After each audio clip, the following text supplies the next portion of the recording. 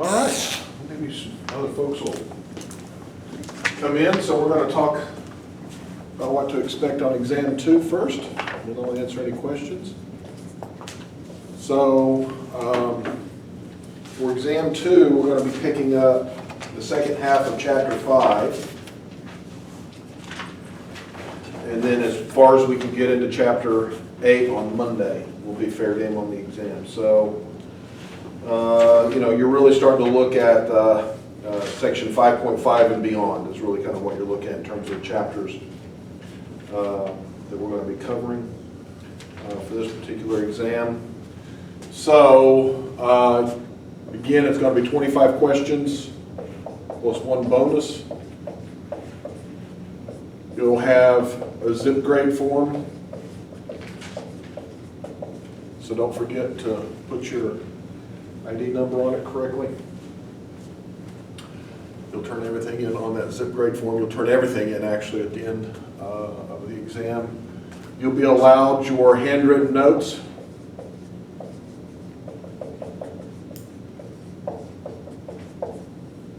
Your model kit. And I'm going to allow a simple calculator. You'll remember that in chapter 6, where we're talking about optical rotation, there are some simple calculations that you may need to do on the exam, so you can have a simple calculator. You can't use anything that's internet connected, no phone. Do what exist? Internet connected calculators? They do, actually. Would this not be considered a Does it- simple since it's a scientific? No, scientific's fine. Okay. I mean by simple, Like you not can't graphing. access the internet, you can't access additional materials through it. Okay. So you can't do anything like that. So obviously your phones, you can't use those, you can't use smart watches, anything like that. Just a simple calculator. If it's scientific, that's fine, but you're really just gonna need to do addition and subtraction, multiplication, division kind of stuff. So just a simple, cheap little calculator will work just fine. So that's pretty much what we're dealing with there. So chapter 5 continued on with addition reactions.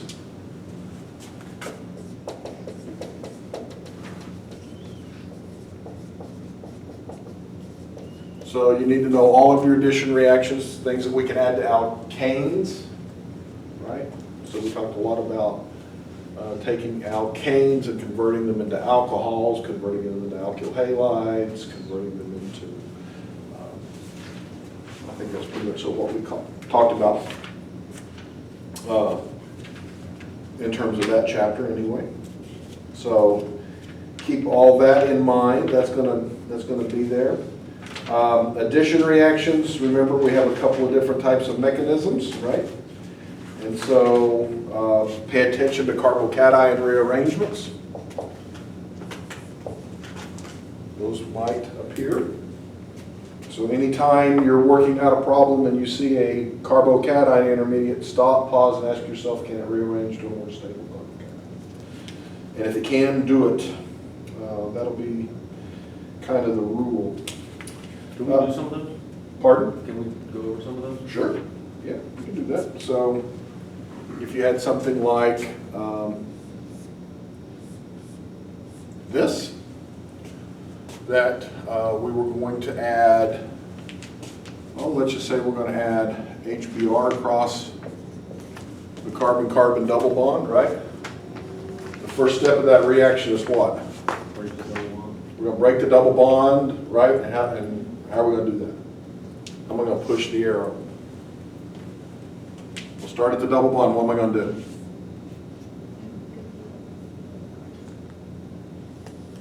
Right, I'm going to go to the hydrogen. Right, we're going to protonate the alkene first. Which carbon, this one or this one, gets the proton? The one with the bond. That one has a bond. They both have, which carbon, this one or this one?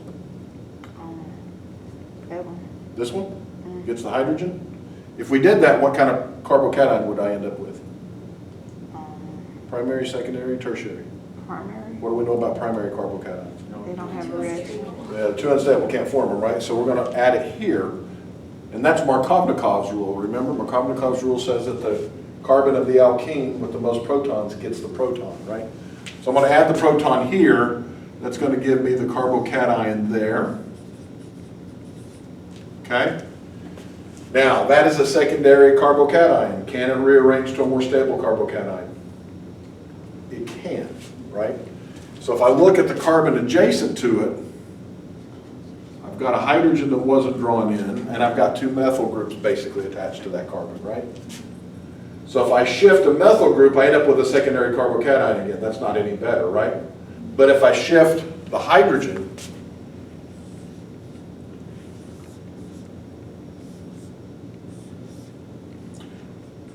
I end up with a tertiary carbocation. And that's better, right? We know that tertiary carbocations are better or more stable than secondary carbocations. And now it can't rearrange anymore, so we just have the bromide attack the carbocation, and we end up with that alkyl halide product. Okay. Same thing happens in the acid catalyzed hydration of an alkene with water to make an alcohol.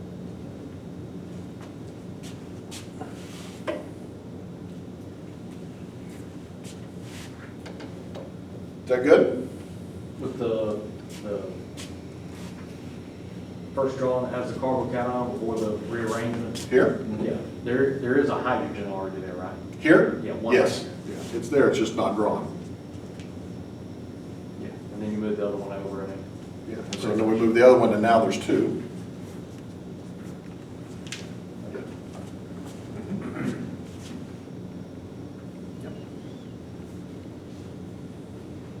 So we're not going to do anything, real funky with carbocation rearrangements. It'll either be an alkyl group shift or a hydrogen shift.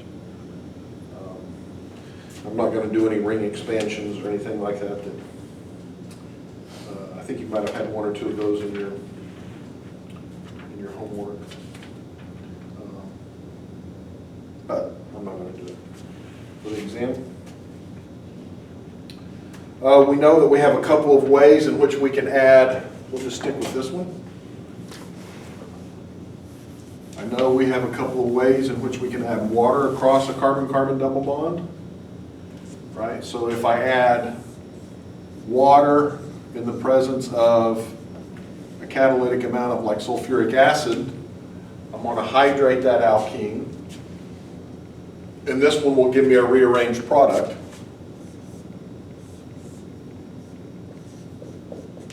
Just like we saw with the addition of HBr, right? So that hydrogen would shift and we'd end up with the final product. But I can also add water across the carbon-carbon double bond using a two-step process called the hydroboration oxidation sequence, which is 2 steps, usually written over 1 arrow, using hydrogen peroxide under basic conditions, so usually with sodium hydroxide around. And what we would end up with in that case is that alcohol where we've added water across this carbon-carbon double bond. No rearrangements occur because there is no carbocation. Okay? And you'll notice that the OH goes to the least substituted carbon, the hydrogen goes to the most substituted carbon. We call this an anti-Markovnikov addition. Okay, so this is the anti-Markovnikov alcohol.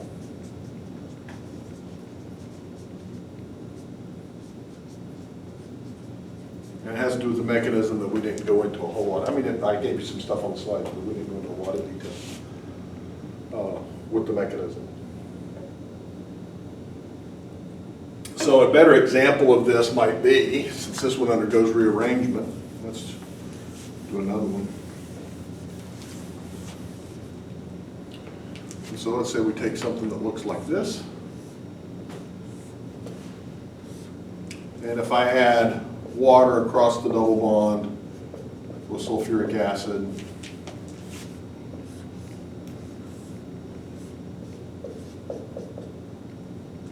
I get that alcohol, right? This carbon has 1 hydrogen, this carbon has no hydrogen, so this carbon gets the hydrogen, and then the OH goes here from the water. So that added water across the carbon-carbon double bond. There was no rearrangement because the intermediate carbocation was tertiary and it can rearrange to a more stable carbocation. But if I did the hydroboration oxidation sequence, I get exactly the opposite alcohol.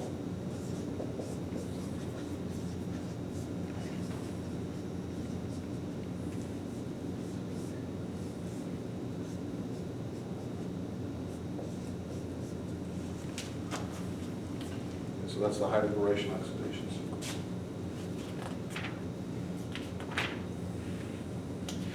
We talked about the addition of hydrogen across pi bonds.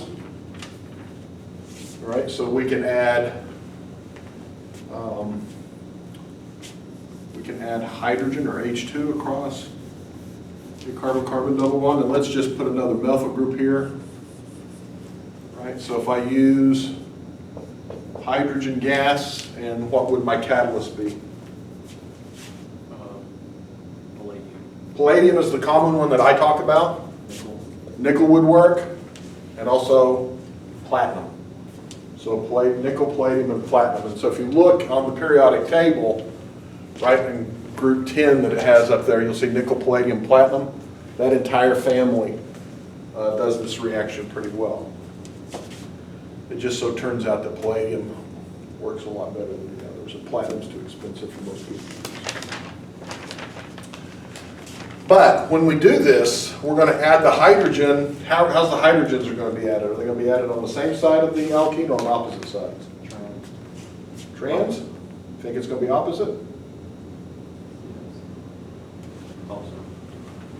Okay, so if we gave that product, right, then our product would look like this,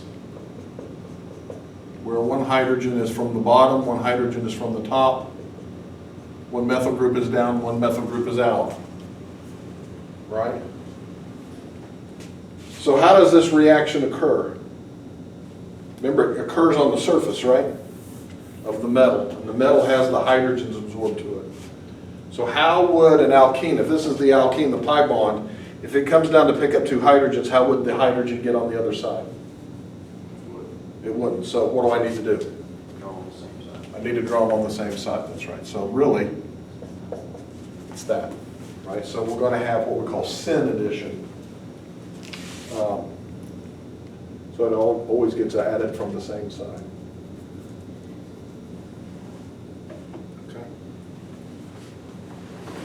So it can be palladium, platinum, or nickel. Not all three at once.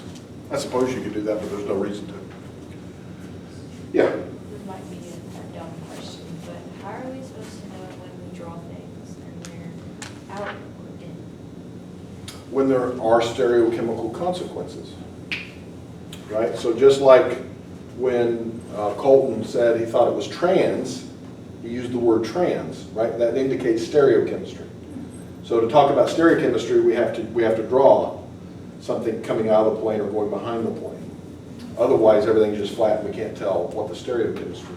How do we decide that? Well, I've got those groups, right? And you can imagine that those methyl groups are either on the same side or on opposite sides, right? There's you only got two possibilities. So sometimes in problems, you've got like different options, there's a different like isomer. When you have the option of either cis, trans, or R or S, you need to show with wedges. Or some way to show that there's a stereochemical consequence. Okay. So if we were going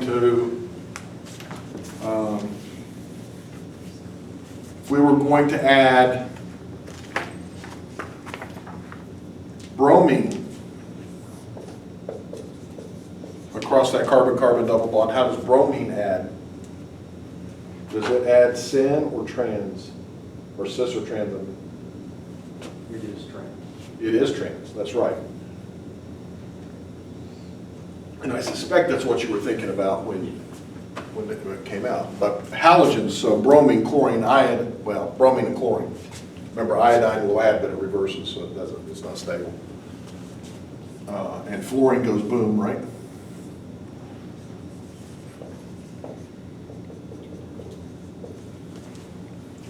end up with that product. You could also draw it the other way back, one going back, coming out, and one going up, going back, it doesn't matter. You have to just show that they're trained. And that's what would happen there. We also learned that we can take alkynes. Let me just use two different R groups just so that we can distinguish them. And if we use hydrogen, and let's say palladium, what happens?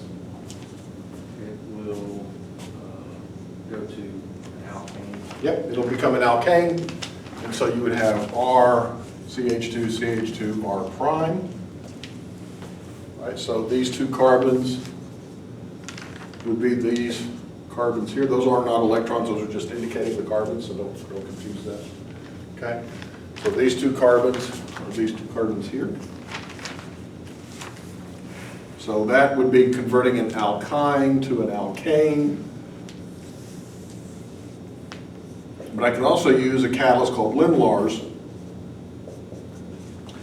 and hydrogen gas, and what does that do? Takes it down to an alkene. It gives me an alkene. Now, if it's an alkene, I can have the possibility of cis and trans. What's it going to be? That would be cis. It would be, that's right. So you will get cis alkenes out of a Limlar reaction. Is that just because of the H2? Or could you do something else and make it trans? There is another method to get to the transalkene, but it wasn't covered in the book, and I'm not going to cover it. It's called a dissolving metal reduction, which is different.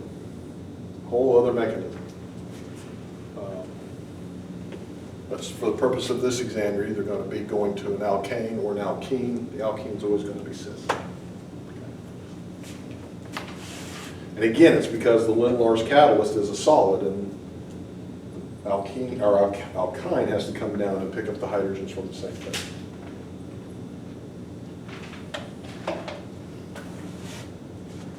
That's actually graphically represented on page 146 of your book, showing the surface of the metal and all that good stuff. We then got into chapter 6, where we were talking about chirality.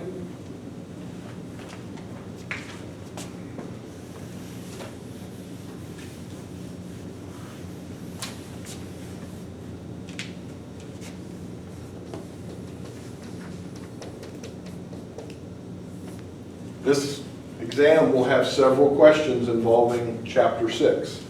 Okay, again, it's one of my favorite topics. You're going to have to be able to identify R and S. Okay, and so what does it mean to be chiral? 4 different things attached.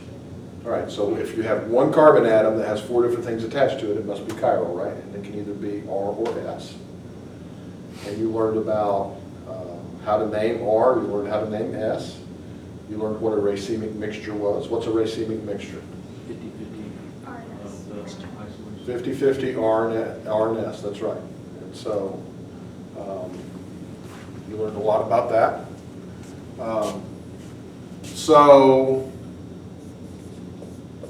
what does R mean? The order of priority goes to the Priorities go to the right, right? And so what are the rules? We assign the priorities to the 4 groups. We take the lowest priority group and we do what with it? We turn it away from us. And so we're looking then at the 3 groups by looking at the carbon lowest priority group bond. And if it goes 1, 2, 3, and my hand's turning like I'm going to turn my car to the right, it's the R enantiomer. If it goes the opposite way, it's the S enantiomer, right? So to the right, to the left. Okay. What do I know about enantiomers? Remember we learned that they actually have the same physical properties. The R enantiomer has exactly the same physical properties as the S enantiomer. They boil at the same temperature. They melt at the same temperature. They blah, blah, blah, blah, blah. Except for one thing. What's that one thing?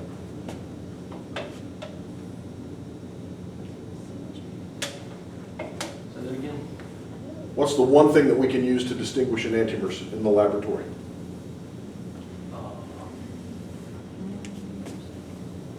They do. That's not exactly what I'm talking about here. They rotate plane polarized light differently, right? So one enantiomer will rotate plane polarized light in a positive direction, the other enantiomer will rotate in the negative direction. The same magnitude, just different sign, right? And so we learned an equation. Alpha in bracket means specific rotation, right? And that's equal to the observed alpha, the observed angle in the polarimeter, divided by the path length L, which is typically 1 decimeter, which makes it nice, and times the concentration. And concentration, remember, is in grams per milliliter. It's not molar concentration. It's a little weird. So, I could ask you to solve for any of these parameters on a test. I could give you these things and ask you to solve for this. I could give you this, this, and ask you to solve for that. You need to be able to algebraically manipulate that equation to whatever form you need it in, okay? I've asked questions in the past where I asked people to find the path length of the cell that was used. I've asked people to tell me what the concentration of something is. I've asked people just to calculate the specific rotation, okay? So all of these things are perfectly legitimate things to have you solve for. And this is where you're going to need a calculator, may need a calculator, okay? Or at least I'll allow a calculator to put you that way. I have a question about the rotated planes of light. All right, so I've got something wrote down. I don't know if I just wrote this incorrectly or what, but I said that racing mixtures and achiral molecules do not rotate plane of light. That's correct. That is correct. That is absolutely correct. So why? So what is it that you meant with determining the difference, the R and the S? By Yeah, so if I have a solution that contains only the R enantiomer of something, okay. and I have a separate solution that contains only the S, they will rotate the same magnitude, the same number, but it will just be in They opposite have to be direction. separate. But they have to be separate. If I took those two things and mixed them together, it wouldn't rotate plane polarized light anymore. Okay? So, yeah. So anytime you have a racemic mixture, it's like a rotate plane polarized light. And can we do determining a chiral molecule with like multiple Yeah. stereogenic centers or whatnot? Yeah, sure. So let's take something a little simple to start with. Let's take 2-bromobutane. Let's just take that one. Right. How will I define whether or not that's R or S?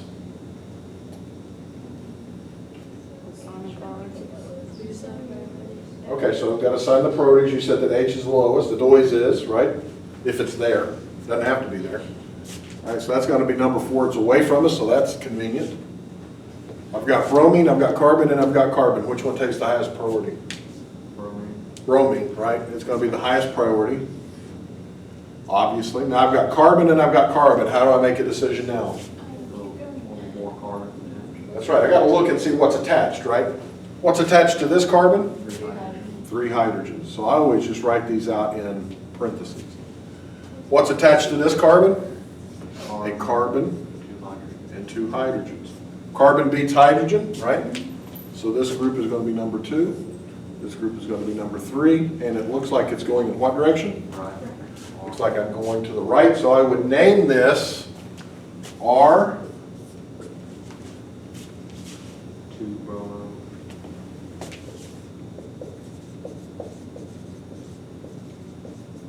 Bromobutane. That's right.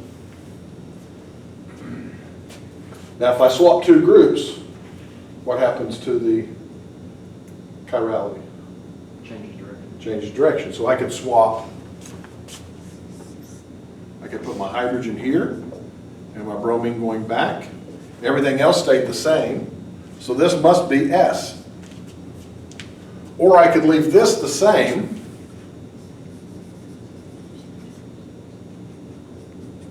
Put my ethyl group there and put my methyl group there. Methyl and ethyl, right? I've swapped those two groups. It also has to be S. But if I swap these two groups and those two groups, I get the same thing I started with. So you can only do a swap once.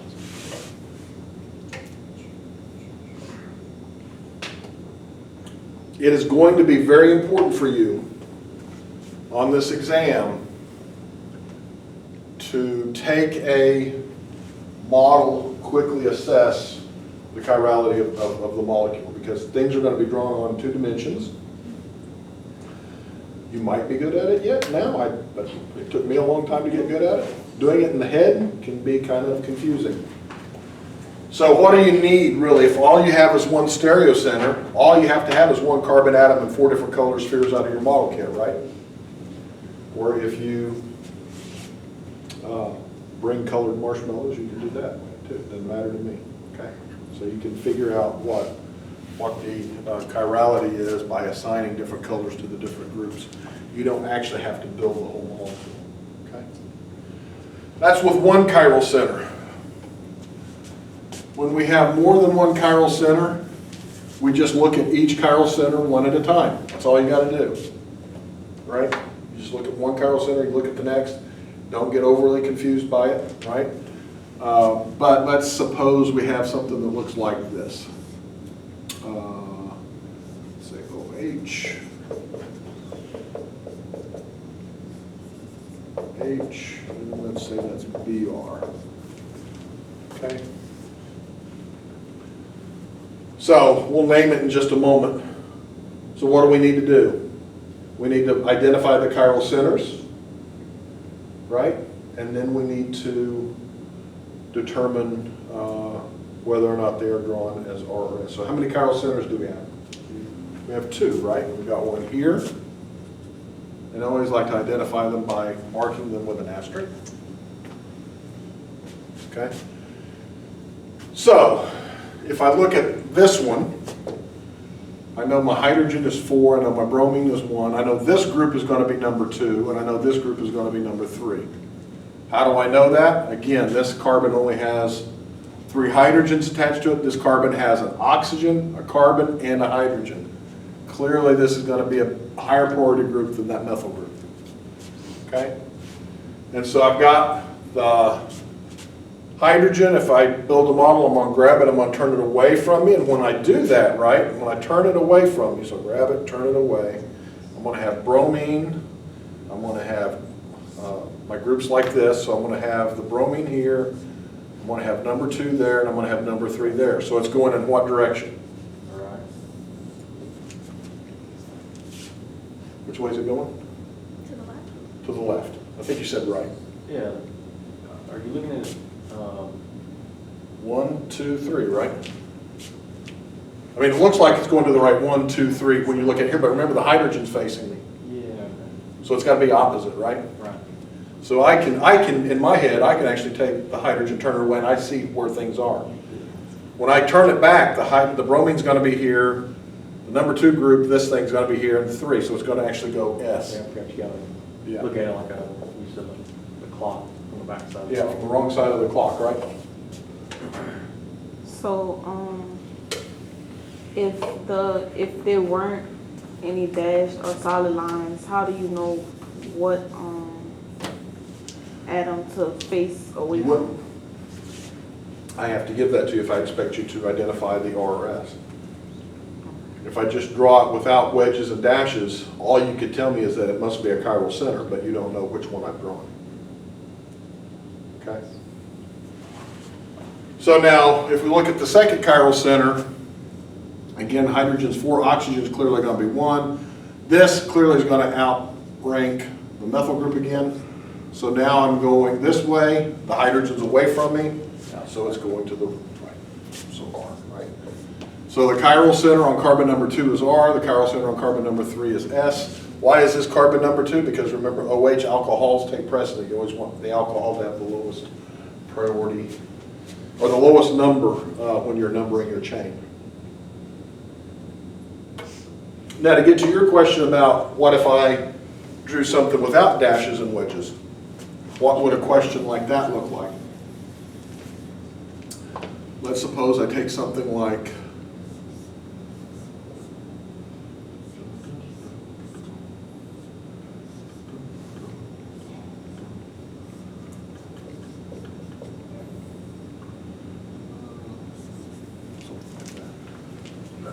I haven't really drawn in dashes and wedges. You don't know what this is, right? In terms of RS, but I could ask you how many stereo centers are there, right? So what you would do is you would mark everywhere you have a stereo center. Carbon atom that has 4 different things attached to it. This one has 1, 2, 3, 4, 1, 2, 3, 4, 5. And so the number, the maximum number of stereoisomers would be 2 to the 5th. Enter that into your calculator. Figure out what that is. Okay. Can we do the identifying the chiral molecule? Maybe if the whole molecule is chiral or not?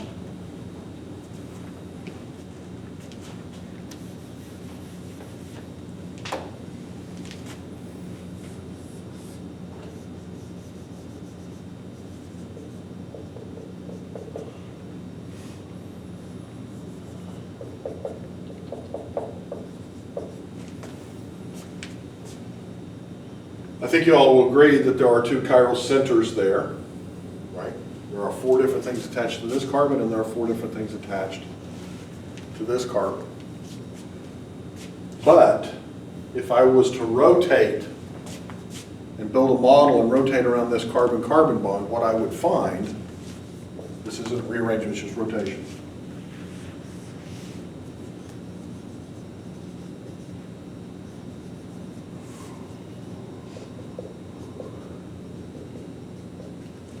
And I would have that molecule.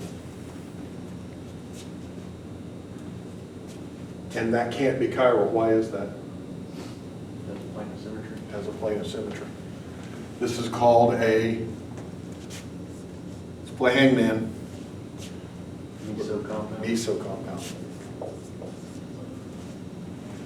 Not like the soup, like the compound. So as long as it has chiral centers, but a plane of symmetry is. Yeah, a molecule that has chiral centers but contains a plane of symmetry, it cannot be chiral. So is it also achiral? It is. Or is it just meso? Well, meso is achiral. Okay. Because if I made this in the mirror image, you would find that you could perfectly lay them one on top of the other because of that mirror symmetry. Now you can assign R and S to each one of these stereo centers, right? And the fact that we have a mirror plane, if one is R, the other one must be S, right? And so let's do that. So there's 4, there's 1, there's 2, there's 3. So it looks like it's going to the right, so that must be S. There's 1, there's 4, there's 3, there's 2, right? That's going in the R direction. Yep, sure enough. R and S are both in that molecule. Everything is identical because of mirror symmetry. And so life is as it should be.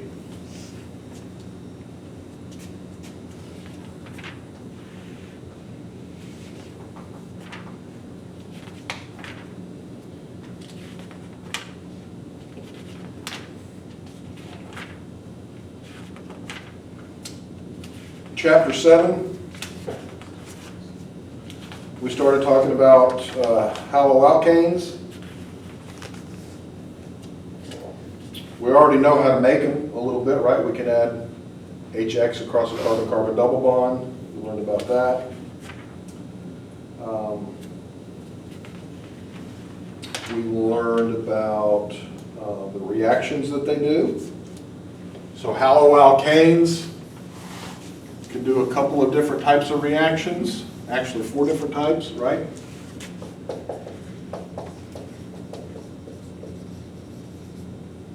So Rx being haloalkane, right? And haloalkanes can do SN2 reactions, they can do SN1 reactions, they can do E1 reactions, and they can do E2 reactions. SN2, substitution nucleophilic bimolecular. SN1, substitution nucleophilic unimolecular. E1, elimination unimolecular. E2, right? You need to know the rates of all of these reactions. So the rate of an SN2 reaction is going to be proportional to what? Or equal to what? Some rate constant K. We don't know what that is, but it's just a constant. Times what? The haloalkane? Okay, so Rx and what else? What it's reacting with, the nucleophile, right? So we know that Rx will react with nucleophiles, whatever it is, to give us a new, right? And if it's an SN1, the rate is going to be proportional to some K times what?